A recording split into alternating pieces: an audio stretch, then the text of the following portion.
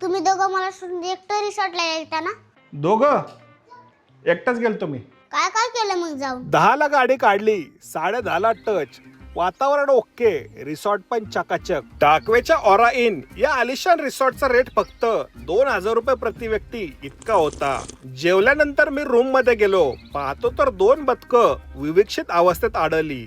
त्यांना हाकलून मी बदकासारखा झोपलो. संध्याकाळी रिसॉर्ट मधला रणगाडा घेऊन बाहेर पडलो. तो श्वान म्हटलं, निस्ता आपला फारा फारा आणि टारा टारा. बसायला अवकाश असल्यानं भजी खाल्ली. मग रात्र झाल्यावर सिंहाच्या साक्षीनं झोक्यावर जाऊन बसलो. सिंहाच्या पाठीवर मी तंदूर भाजतोय हे पाहून 2 बिबट्यांनी 911ला फोन लावला. रिसॉर्ट पाण्याच्या कडेला असल्यानं अर्थात बदामाचे काजू झाले.